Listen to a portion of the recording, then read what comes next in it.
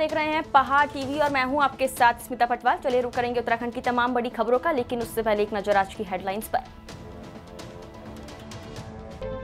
मुख्य सचिव एसएस संधू ने केदारनाथ में पुनः निर्माण कार्यों का किया निरीक्षण।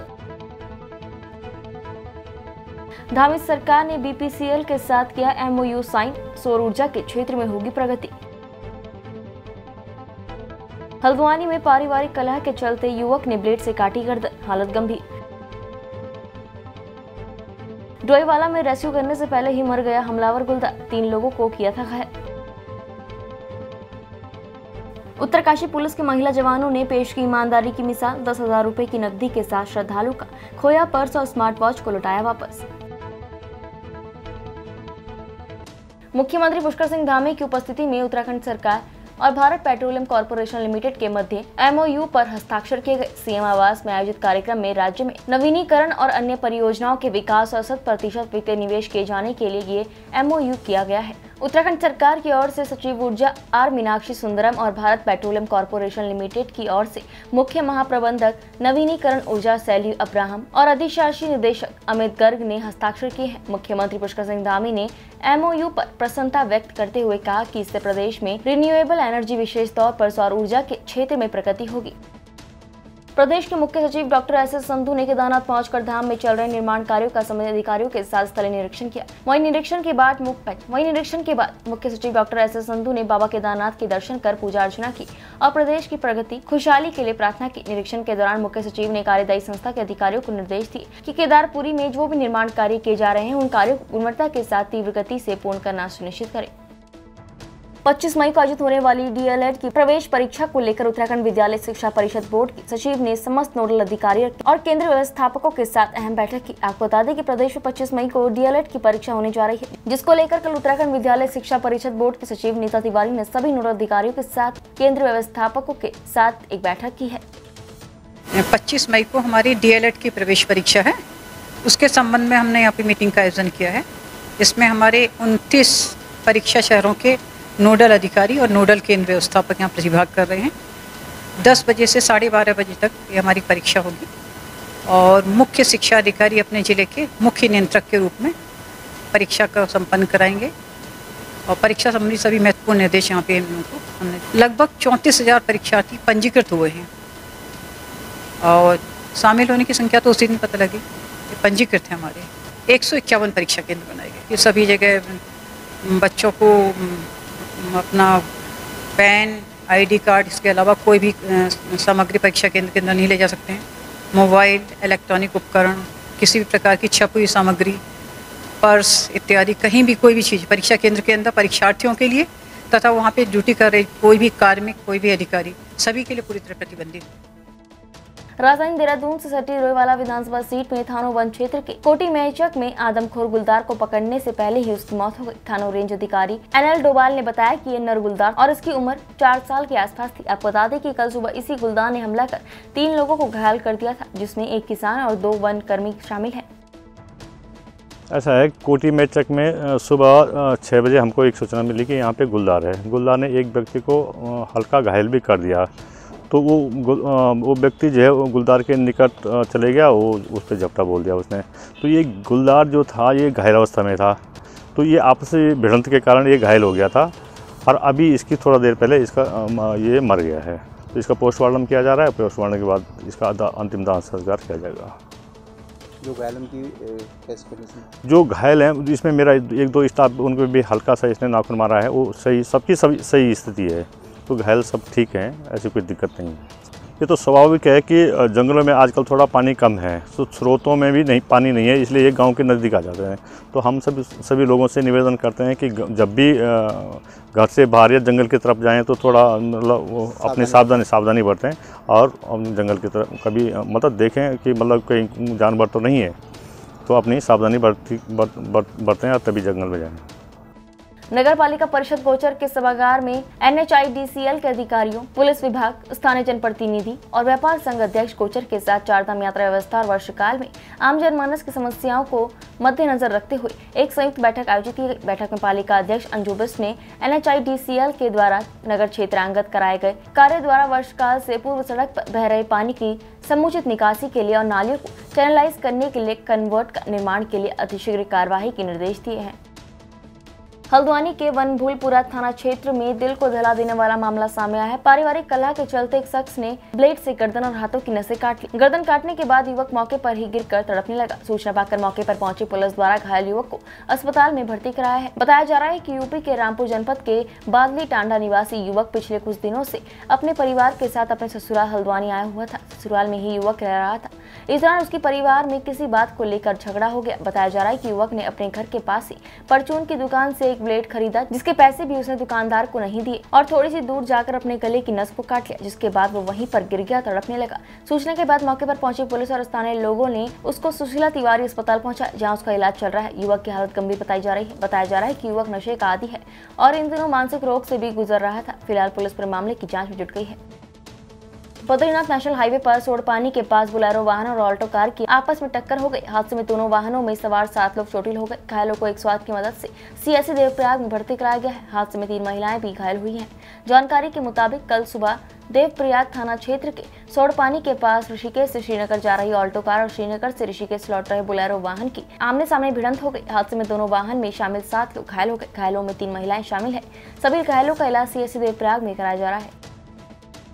उत्तराखंड आयुर्वेद विश्वविद्यालय में भ्रष्टाचार की शिकायतों से जुड़े तमाम मामलों को लेकर विजिलेंस जांच के आदेश दे दिए गए हैं। इसमें गलत तरीके से नियुक्तियों के मामले भी शामिल है। खास बात यह है कि विश्वविद्यालय के कुलपति सुनील जोशी की भी नियुक्ति को लेकर अलग से जांच करने की तैयारी है। उत्तराखंड आयुर्वेद विश्वविद्यालय में पिछले लंबे समय से अवैध नियुक्तियों और वित्तीय अनियमितताओं समेत तमाम दूसरे विषयों पर शिकायतें सामने आती रही है। इन मामलों को लेकर आयुर्वेद विश्वविद्यालय और शासन कई बार आमने सामने भी आते हुए दिखाई दिए हैं। इस मामले को लेकर करीब 1 महीने पहले ही शासन ने पिछले 5 साल की नियुक्तियों और वित्तीय अनियमितताओं की शिकायतों के मामले में जांच के आदेश दिए थे, लेकिन इसके बाद अब इस मामले की गंभीरता को देखते हुए सरकार ने इसकी विजिलेंस जांच के आदेश कर दिए हैं। आयुर्वेद विश्वविद्यालय में रजिस्ट्रार की नियुक्ति पर भी लंबे समय से विवाद रहा है और इस मामले पर शासन के आदेशों के उलट विश्वविद्यालय के कुलपति की तरफ से कई निर्देश दिए गए हैं। लिहाजा कुलपति की नियुक्ति पर जाँच कराने की तैयारी समेत विश्वविद्यालय के तमाम दूसरे कार्यों पर विजिलेंस जाँच के आदेश हुए हैं। हालांकि इस मामले में विजिलेंस के निदेशक अमित सिन्हा ने कहा कि फिलहाल इससे संबंधित कोई भी आदेश नहीं मिले हैं और ऐसा आदेश मिलने के बाद इस पर कार्रवाई की बात कही है। काशीपुर में बीते दिनों शहर के एक प्रतिष्ठित व्यापारी के घर हुई चोरी का खुलासा करते हुए पुलिस ने 4 बदमाशों को गिरफ्तार किया है। हथियारों के दम पर की गई इस चोरी की वारदात को अंजाम देने वाले 4 आरोपियों को फिलहाल पुलिस ने हिरासत में ले लिया है। वहीं एक आरोपी अभी फरार बताया जा रहा है। पकड़े गए आरोपियों के पास से चोरी किया गया माल भी पुलिस ने बरामद किया है। साथ ही एक तमंचा और कई जिंदा कारतूस भी पुलिस ने बरामद किए हैं। गौरतलब है कि पुलिस ने एक बार फिर वारदात का खुलासा करने के लिए मुखबिरों की मदद लेकर खुलासा करने में सफलता हासिल की। क्षेत्र में पुलिस की सक्रियता से अधिक मुखबिरों का नेटवर्क माना जा रहा है, जिससे कई बड़े खुलासों में मदद मिली है। यही नहीं, इस चोरी की वारदात में SOG टीम ने भी अपने पूरे एक्टूस लगाए। वहीं चोरी की इस वारदात का खुलासा कर पुलिस ने फिलहाल 4 आरोपियों के खिलाफ संबंधित धाराओं में मुकदमा दर्ज कर न्यायालय में पेश कर जेल भेज दिया है। 3 मई और 4 मई की मध्यरात्रि में जो एक संगीन वारदात प्रकाश में आई थी, जिसमें ITI थाना क्षेत्र में श्री पैग्या जी का जो पुश्तैनी मकान है, तो बहुत बड़ा मकान में कुछ अज्ञात व्यक्तिगण द्वारा असलाहों से लैस होकर, मतलब कट्टा और ऐसे असलाहों को लेकर उनके घर में मतलब नकबजनी किया गया था। नकबजनी करके भारी मात्रा में संपत्ति ले गए थे। तो अच्छी बात यह रही कि वहाँ पे कोई डैमेज नहीं हुआ था, लाइफ को और क्या बोलते हैं बॉडी को कोई डैमेज नहीं हुआ था। पर इतना संगीन घटना को सीरियसनेस से लेते हुए मैंने एक स्पेशल टीम बनाया था CO के नेतृत्व में, एडिशनल SP के नेतृत्व में, और अब ऐसे SOG इंचार्ज, चौकी इंचार्ज पेगा, सब ने मिलके एक विशेष टीम गया था कि त्वरित निवारण के लिए। इस टीम ने मोर देन 300 कैमरास देखा है और टेक्निकल और मैनुअल के आधार पर लगातार कम से कम 15 दिन मेहनत किया है। तो इसी का फल है, इसी का नतीजा है कि एक अच्छी सफलता मिली है। आज इसका 4 अभियुक्त जो है अरेस्ट हो गए हैं। आप देखेंगे 4 के 4 अभियुक्त जो है विभिन्न जेलों में रहे हैं और कई सारे संगीन धाराओं में, लूट, डकैती, आपका गैंगस्टर एक्ट में अलग अलग जेलों में रहे हैं। ये लोग आपस में जेलों में मिले और इसमें से मुख्य अभियुक्त जो है छुट्टन और चंद्रपाल यहीं पे काम करते रहे, छोटे मोटे काम भी करते रहे। तो इन्होंने टारगेट्स आइडेंटिफाई किया था और नया गैंग बना के एक वारदात को अंजाम दिया था। आज इन सारों लोगों का अरेस्टिंग हो चुका है और इसमें एक और नाम शामिल आया है, खैरुल करके, वो बंगाल का रहने वाला है, उसको भी वांटेड किया जा रहा है और उसका भी पकड़ दकड़ के की जा रही है। सरोवर नगर नैनीताल के कुमाऊं विश्वविद्यालय के द्वारा गोद लिए गए 5 गांव में उन्नत भारत अभियान के तहत कुमाऊं विश्वविद्यालय कुलपति प्रोफेसर NK जोशी के दिशा निर्देश में विश्वविद्यालय द्वारा कई जागरूकता, सामाजिक और पर्यावरण कार्यक्रम आहूत किए गए हैं। इसी के तहत कुलपति के निर्देशन में विश्वविद्यालय के उन्नत भारत अभियान प्रकोष्ठ और भेषज विज्ञान विभाग भीमताल द्वारा हल्द्वानी ब्लॉक में स्थित बसानी गाँव में एक दिन का निःशुल्क स्वास्थ्य कैंप का सफल आयोजन किया गया। द्वारा गोद लिए हुए ग्राम बसानी में एक मुफ्त चिकित्सा शिविर का आयोजन किया गया, जिसमें राष्ट्रीय बाल स्वास्थ्य कार्यक्रम की टीम ने भी प्रतिभाग किया। इसमें से डॉक्टर चौहान, डॉक्टर अंजलि, प्रियंका ने भी प्रतिभाग किया तथा शिविर में नरेंद्र नगर विधानसभा के केंद्रीय स्थल गजा में TSDC ऋषिकेश के सहयोग से 3 दिवसीय निःशुल्क दंत चिकित्सा स्वास्थ्य शिविर का आयोजन किया गया। सीमा डेंटल कॉलेज और हॉस्पिटल ऋषिकेश में आए 18 एक्सपर्ट चिकित्सकों, साथ में आए अन्य कर्मचारियों ने दंत मरीजों की गहनता से जांच की। शिविर का उद्घाटन नगर पंचायत गजा की अध्यक्ष मीना खाती ने किया। स्वास्थ्य सुविधाओं से जूझ रहे इस क्षेत्र में निःशुल्क कैंप लगाने के लिए अध्यक्ष मीना खाती ने सेवा TSDC ऋषिकेश और सीमा डेंटल अस्पताल, हॉस्पिटल ऋषिकेश सहित शिविर में आए चिकित्सकों और उनके साथ आए कर्मियों का आभार जताया। हम TSDC सेवा के माध्यम से और नेशनल मेडिकोज ऑर्गेनाइजेशन उत्तराखंड के तत्वाधान में दूर दराज के पहाड़ी क्षेत्रों में जहाँ की दंत चिकित्सा सेवा उपलब्ध नहीं है, इस तरह के कैंप लगाते हैं। और ये हमारे कैंप 3 दिन के लिए होते हैं और इन कैंप की विशेषता यह है कि हम सिर्फ मरीजों को देखते ही नहीं हैं, उनका उपचार भी करते हैं, जैसे कि दांतों में फिलिंग करना, दांतों की सफाई करना, दांत निकालना और अत्यंत महत्वपूर्ण कृत्रिम दांतों को लगाना।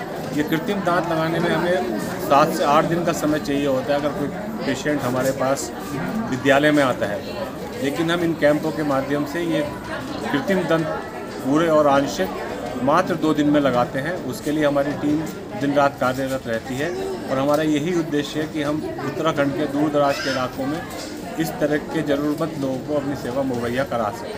नगर पंचायत गजा में 3 दिवसीय दंत चिकित्सा शिविर का आयोजन किया है और इस शिविर में 480 लोगों का पंजीकरण कुल हुआ है। 480 लोगों में से 15 लोगों के पूर्ण षड दांतों के जो है तैयार किए जा रहे हैं और 46 लोगों के आंशिक षड तैयार किए जा रहे हैं और इनमें से 120 लोगों की दांतों की सफाई, 128 लोगों का जो है दांतों की भराई और 184 लोगों के दांतों को निकालने की जो है यहाँ पर व्यवस्था की गई है और 333 लोगों को दांतों संबंधी जो है रोगों की दवाई दी गई है। तो सीमा डेंटल कॉलेज में ऋषिकेश और सेवा TSDC ऋषिकेश का हम यहाँ पर कार्यक्रम करते हैं। मैं यहाँ पे सबसे पहले हमारे जो वन मंत्री हैं श्री सुबोध उनियाल जी और TSDC का बहुत बहुत धन्यवाद करना चाहती हूँ, जिन्होंने गजा में ये शिविर आयोजित किया है। और आप देख ही रहे हैं कि कई लोगों को ये सुविधाएँ यहाँ पे उपलब्ध नहीं है। गरीब परिवार जो बड़े बड़े हॉस्पिटल में नहीं जा पाते और का इलाज काफ़ी महंगा होता है, तो फ्री इलाज यहाँ पे दिया गया है। इसके लिए मैं उनका बहुत बहुत धन्यवाद करना चाहती हूँ। कालाडूंगी की 52 डाट नहर का निर्माण ब्रिटिश काल में 1904 के आसपास किया गया था। नहर में 52 पिलर हैं, लिहाजा नाम दिया गया 52 डाट। इस नहर की लंबाई करीब 1 किलोमीटर के आसपास है, जो फतेहपुर से लामाचौर तक गुजरती है और कई दर्जन गाँव की खेती को सिंचाई के लिए भाखड़ा नदी से पानी उपलब्ध कराती है। 52 डाट नहर में संचालित पुनरुद्धार और सौंदर्यीकरण के निर्माण कार्य का निर्माण जिलाधिकारी धीराज सिंह गब्रियाल ने किया। निरीक्षण के दौरान जिलाधिकारी ने कहा कि नहर के पुनरुद्धार कार्य जल्द पूरा कर दिया जाएगा। इससे बरसात के दिनों में दर्जनों गाँव को सिंचाई के लिए पर्याप्त मात्रा में पानी मिल सकेगा। डाट देखो ब्रिटिश पीरियड का बना हुआ ये डाट है, जिसमें 52 टोटल डाट बने हुए हैं और ये सिंचाई के लिए इस डाट का यूज़ किया जाता था। तो ये एक्वाडक्ट उन्होंने बनाया था 1904 के करीब में। तो अब बहुत ही ख़राब स्थिति में था, तो हमने सोचा कि क्यों ना इसको हम रेस्टोर कर दें और सिंचाई के लिए पूरी सफाई कर दें हम इसकी, और आगे भी जो गांव में जो भी सिंचाई के गोल वूल इनके बने हैं उसकी भी सफाई कर दें, ताकि आगे की तरफ लामाचौड़ की तरफ उस तरफ जहाँ पहले सिंचाई होता था वहाँ तक बरसात के समय में पानी पहुँचे। और साथ ही साथ यहाँ के लोकल्स के लिए, क्योंकि हल्द्वानी में लोकल्स के इधर उधर जाने के लिए, रिक्रिएशन के लिए ऐसी कुछ चीज़ें बनी नहीं हैं, तो यहाँ पर कुछ ऐसा साइट डेवलपमेंट वगैरह करेंगे, चाहे टूरिस्ट हो, यहाँ के लोकल्स हो, आराम से आ सकें, अपना टाइम स्पेंड कर सकें, और साथ ही साथ जो 52 डाट है एक ऐतिहासिक, उसको हम रेस्टोर कर पाएँ। हेरिटेज के रूप में भी वो एक हेरिटेज का नाम दे सकते हैं। देखिए 1904 का बना हुआ है। ब्रिटिशर्स ने उस समय में सोचा था कि जब बरसात के टाइम में जब पानी की दिक्कत होगी, यहाँ बाखड़ा में पूरा पानी आ जाएगा, उस पानी को कहाँ से हम ले जाएंगे, तो एक बहुत अच्छी प्लानिंग उनकी थी। तो हम सोच रहे हैं कि क्यों ना इसको हम रेस्टोर करें। तो ऐसा है नहीं कि केवल हम 52 डाट को रेस्टोर कर रहे हैं, इसके अलावा भी जनपद में जितने भी ऐसी चीज़ें जो ऐतिहासिक महत्व की हैं या जिनका कभी न कोई महत्व रहा है, तो उसको रेस्टोर कर रहे हैं, ताकि वो टूरिज़्म को भी प्रमोट करे, लोकल्स को भी एक जानकारी हो कि वाकई में इसका इम्पोर्टेंस क्या था।